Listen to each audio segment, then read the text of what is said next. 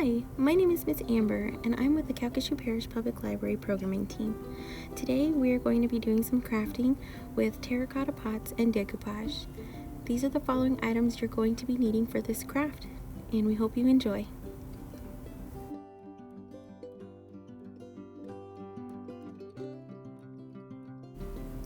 First, you're going to be needing some newspaper set on the surface you're working on. This is to avoid any kind of mishaps and an easier cleanup. Next, you're going to need a paper plate for the paint you're going to be using, as well as a sponge brush, a terracotta pot, and some acrylic paint. The color is up to you. Today we're using black and white, and some water just in case you need to rinse your brush off. Okay, so we're gonna get started here. I'm taking my water in my paper plate, and I'm gonna be painting this entire pot white. So you can see me putting my acrylic paint on the paper plate just to avoid any extra messes I might make. Here I dipped this sponge brush in water. Now you can use any kind of brush you have on hand. It doesn't have to be a sponge brush.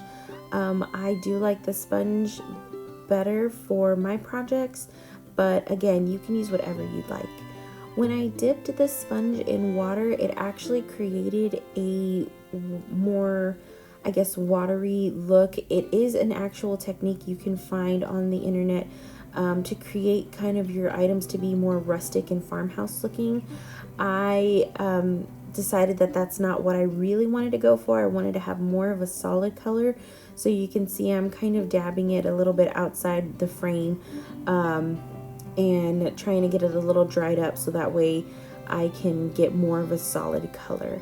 But everything is up to you. There is no wrong way to paint your pot and actually to do this project. So let's speed this up a little bit and keep going.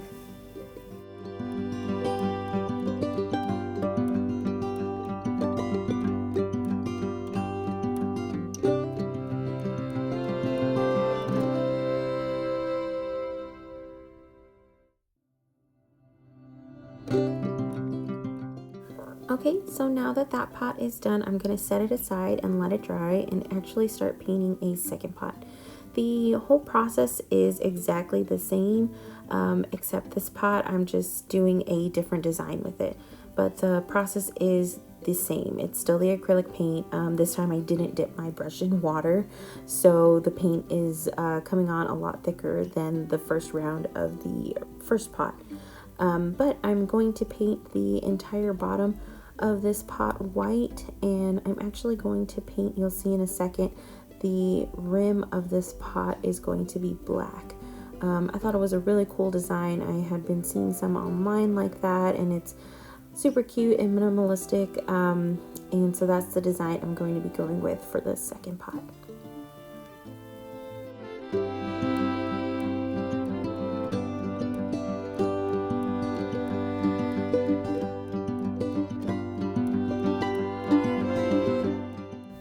So this pot is just about finished. I'm going to set it aside and let it dry. Next, we're going to need some items to start decoupaging, which is a design to your liking, a decoupage glue, a sponge brush, or like I said, you can use any kind of brush you have on hand, some scissors. I also have small pointy scissors to help kind of get in the crevices of the design, just to help out a little bit. Between the two designs, I decided to go with this second one.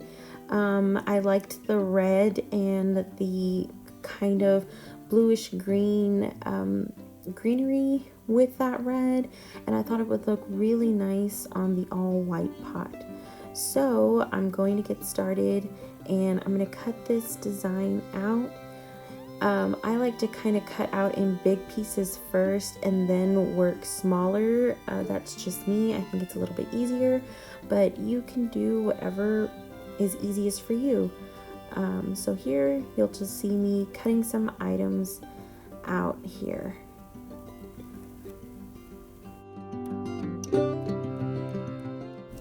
Now as I'm cutting, I will periodically take my pot, as long as it's dry, and put the design kind of on top of it just to see what it would look like I like to work kind of in little phases, and I like to see that I'm going in the right direction.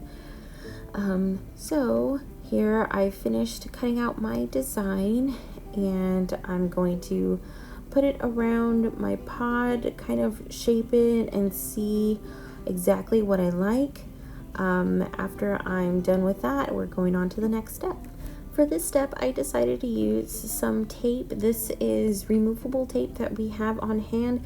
It's kind of nice because I can put all of these pieces onto my pot just to see exactly where I want them, and it easily comes on and off both the pot and the paper. Next, we're going to start decoupaging, which is really exciting.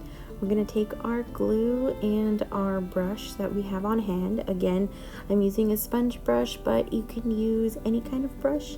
I will say that with the sponge brush, I did notice that I did get quite a bit of bubbles. I tried it again with a normal brush, and I still got bubbles, but it wasn't quite as many. So that is something to think about, but both of your items will still come out phenomenal. So here you can see I am pulling off the tape that is holding my piece together. I am completely new to this, so if you are new to this, then this is a craft for you, because it is super easy, and like I said in the beginning, you really can't go wrong. So here I just dip my brush in the glue, and I really just start piling it on and start spreading it around onto the design to kind of start holding it in place.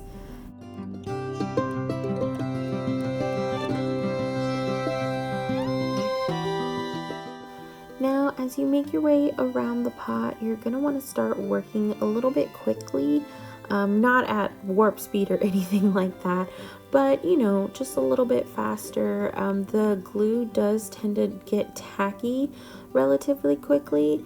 It actually does take about 24 hours for the glue to fully cure and harden on your design, but it does begin to dry relatively quickly. So you want to make sure that you're getting your design on there, not as fast as possible, but you know, at a good rate, so that way you can start adding your final coats and everything kind of sticks at the same time, and you don't have any unevenness on your pot.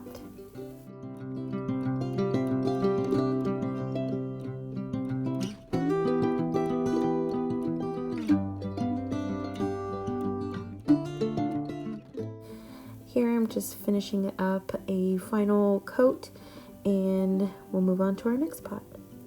So for the second pot, I decided to go with a different design. Instead of floral, I decided to do some lettering.